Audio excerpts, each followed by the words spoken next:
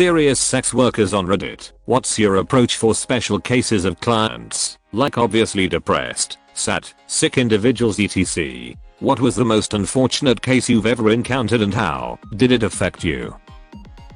When I was a pro dom I saw all sorts of really sick people and was a therapist almost as often as a sex worker. But one guy in particular stood out. He was a cute guy in his 20s, a bit shy and nerdy, and his kink was getting repeatedly kicked in the balls as hard as possible. He begged me to sterilize him, which put me in such a difficult position. I wound up kicking him a few times. He came on the impact of one of the kicks, and then he started sobbing into my arms telling me that he didn't want to be sterile. I tried to talk to him to understand his fetish and see if there was a safer way to channel it, but I couldn't fully get through to him. It stood out because unlike a lot of other people I saw, I could tell he was really struggling with his fetish and was truly afraid of the consequences. I once got a call from a guy asking if my place was handicap accessible. I said yes, and he showed up. I opened the door and he wheels in, and I asked how he'd like to do it or what he was interested in. Turns out he was paralyzed from the waist down. He said he really enjoyed kissing to start, but that any kind of nipple play drove him crazy. I legit spent an hour sucking and biting this guy's nipples and it drove him crazy. I made my rate with no actual penetration and he seemed so very pleased to find someone willing to just suck on his nipples. Best appointment ever. I've also had a guy that messaged me saying he wanted to get to know me. This usually means he wants to bone for free and is trying to play my emotions to achieve this. But this guy was really just a lonely dude that worked too much and didn't have time for romance. I went to his place and just laid on his bed and talked for the entire time. I ended up doing this several times and felt really good about being able to be the someone he could just sit and talk to. Eventually he wanted it to go sexual, which was fine, but then he started cheaping out on me because we are friends. Nah bruh, I still gotta pay my bills, but initially it was very sweet. A lot of guys used to be really ashamed about it, which I always thought was sad. I loved my job and the way I saw it was we're all safe consenting adults. I'm making a living and they should have a pressure-free, shame-free way to enjoy themselves. We're all humans and the fact is lots of us like sex. There shouldn't be any shame attached. Also, I'd sometimes get guys who pretty much just wanted a nude female therapist. I remember having this one customer once, though this was at a strip club I worked at, and as soon as we went in a private room I started getting undressed, and he quietly asked me not to and to just sit with him. Not unusual.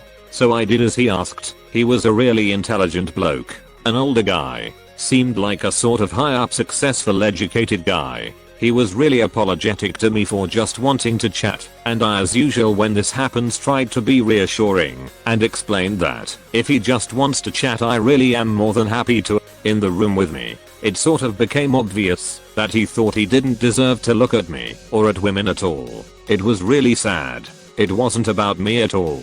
You could just see that this guy really hated himself. Like he just seemed so upset and disgusted at himself. And he was absolutely lovely. I wish I could help guys to not feel that way about themselves, but sometimes there's just not much you can do.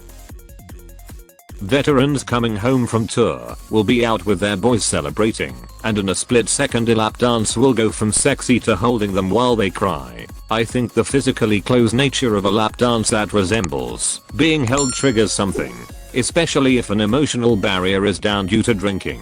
My approach is to let them be there as long as they need to be, or until my bosses kick us out. It breaks my heart because there isn't anything more I can do. I want to tell them they can come back and cry as often as they want to, and they are safe there, but I think the feelings are just so large that they want to avoid ever encountering them altogether. Only 2 have come back and only one of those 2 utilized it as a safe space. A few years ago I had a client book me for a dinner date. During the date, he started crying and told me he just got a divorce. He and I started seeing each other often, and I actually met his daughters once. It wasn't planned. His ex-wife was a demanding bitch. He loved his daughters so much. He loved to cook and would make this cute homemade lunches for them. He had a terrible time sleeping, and he would often get drunk because he was trying to dull the pain. For a while he found a girlfriend, but it turned out she just was using him for money. The last time I saw him, he was talking about taking a vacation to Mexico. I didn't hear from him again for a while, and I figured he must have found someone special. I'm not really sure what compelled me, but I googled him. I found his obituary. To this day it kills me inside, because maybe he wasn't really going on vacation. Maybe he meant he was going to kill himself. He died only about a week after the last time I saw him. I feel really guilty, and I think of him often. He was a really nice person and I feel terrible that he won't see his daughters grow up. I worked as a pro dom many years ago, and there was one particular session that I'll always remember. The gentleman was in his 40s or 50s, and initially he just said he wanted a spanking session. During our negotiation right beforehand he told me it was important to him that I bring him to tears. He broke about 45 minutes into the session, and it was like a dam breaking. He sobbed and hyperventilated and wailed while I held him, stroking his hair and soothing him and whispering reassuring things for nearly an hour. When he eventually calmed down enough to talk, he told me that his mother had died suddenly 5 years before, and that despite being devastated by it, he hadn't been able to cry, not once. His grief had been trapped inside for all that time. He couldn't let go enough to express it before that day. He called me about once a week for several months after, just to thank me again. And each time he sounded brighter, happier. By the last time we talked he sounded like a completely different person than the man I had met. It's not a job I would ever return to, but that experience with him made the entire job worth it. When I was sugaring, I know a client who would pay me serious bucks to dress modestly, like Macup, and tell me stories about school. It turns out he lost his daughter in a car accident, went to therapy to no avail, failed his marriage due to grief, and is very lonely. He simply misses little sunshine, I suppose. He called me sunshine. His gifts to me are also orthodox father gifts, a knit sweater, a journal, and once, a flower hair clip. He asked me once if I would like to go fishing with him. I declined. I played along naively at first, but then the situation made me extremely upset, and I cannot deal with other clients. He was rollerplaying so good. I guess sometimes reality slipped his mind. He asked me about dreams and goals, school, teachers, possible boyfriends. I sadly had to part ways with him after a couple of months. He understood that I have to move out. I work in a sex club and we have a program for mentally and physically disabled people who are getting money from the government to come to us. The most special one was with a man who was mentally and physically disabled and couldn't speak, so he could only let me know if he liked something with his eyes. 1 time means yes, and 2 times means no. You need to take a lot of time and have patience with them. To me it's a big pressure to make it an amazing time for them, and I always try my hardest so they can enjoy it. I always give them a little extra time, because they only get in once every few months or so. When I was 18, I was a phone entertainer, phone sex operator. There was one older gentleman who called every Monday without fail. His wife had passed away, and they'd never had any children. So he was extremely lonely. He just wanted to talk to someone. I had the option of giving people free minutes up to 1 hour per month. So he got all the minutes I could give. We talked literally just talked about life for about half an hour each week. He just wanted someone to talk to and share his life with. He passed away about a year after I started. I never got last names, but our dispatchers did. So when he didn't call 1 week, I messaged one of the dispatchers to see if she could find anything on him. I got a link to his obituary that day. Turns out, he was just an hour away. I went to that man's funeral and just broke down. His sister was there, and I guess seeing a 19-year-old girl crying like she'd lost everything got to her. I explained what he'd meant to me. I was in an abusive relationship at that time, and he was the closest thing I had to a friend, and how much I would miss the talks we had. She ended up giving me his favorite Carhartt jacket after our talk. I still use it every winter and think about how it felt to talk to him. I'm so grateful for the time I had to know him, and I miss him so much. If it weren't for him, I would still be in that relationship. But he gave me the strength and advice I needed to leave. R.I.P. Hooli, I miss you, and still have a glass of Johnny Black every year for your birthday.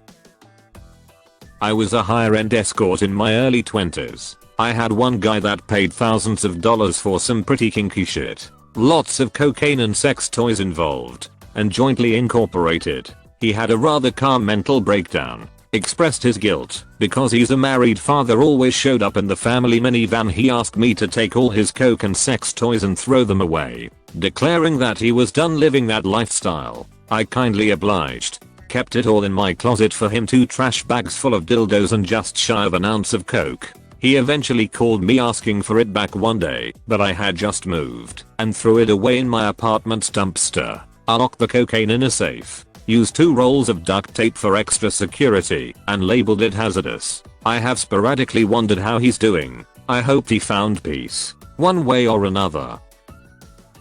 I worked as a male escort on the side for about 2 years to earn some extra income while trying to get a job in another state. No, we don't get lonely housewives and other exotic fantasy stories. I did primarily stripping at parties and very little actual sex. One of my very rare occasions where I was hired for an actual intercourse session was probably one of the most interesting times of my life though, and ended up being my last 4 years. It was a friend of someone I did a party for. The actual client wasn't at the party. Anyway, she was one of those extremely shy introvert girls, a little overweight, kissless virgin who threw her all into her career rather than dating throughout her early 20s. She was nearing 30, and I originally thought, according to her friend, that she just wanted to get the virginity thing out of the way. I get to her apartment. There are anime nude posters, and I brought up that I used to watch that stuff back in high school. Apparently she was obsessed with shoujo anime. I didn't actually know what that was, since I hadn't really followed any of this since Bleach was a thing. We got to talking about anime and Japan in general and all about her favorite genre. She admits she was just going along with her friend on this whole escort thing. I've had that response before, and most of the time it's just a defensive excuse like, haha, I'd never hire someone, I'm just doing it to make my friends shut up lol. But this one actually felt 100% genuine. Something about this was just way more interesting to me. So instead of striptease, foreplay, a whole bunch of licking, and maybe intercourse like usual with these one-on-one clients, I went ahead and offered to go out to dinner first. Something I've only done maybe 3 times, usually with the really nervous girls, but this time I was genuinely curious. It was awesome to say the least. Once she had a few drinks in her, she wouldn't shut up, and I just let her lay into me with all sorts of anime, Japan, travel, even furry stuff. I felt like a high schooler again. But instead of characters going demon form and slicing each other up, it was all this surprisingly interesting romance stories and crazy things I didn't even know existed. Dinner ended, we split the bill, and hopped in the car. On the way back the dam just broke. She completely lost it emotionally. All those lonely years came welling up. Constantly surrounded by these wild romance anime she watches and manga she reads. We get back to her place and just hung out and talked for a while. The idea of it being a session with a client went out the window at that point. We went on a walk around her block, swapped numbers, and called it a night. We dated for about 6 months after that until I finally got the job offer I had been dying for 6 states away. It was a clean breakup. We still chat online sometimes. Her transformation over those months was incredible. She lost weight and we regularly went on bike rides to help. She did end up losing her V card about 2 weeks in. I don't think she was ever the one, but it was probably one of the most positive relationships I had over the years. I also realize that I broke all the escort rules here, but I wasn't ever serious about it. I don't think you even can be as a guy doing it. I also stopped escorting outside of 1 or 2 in the city I'm at now just for fun.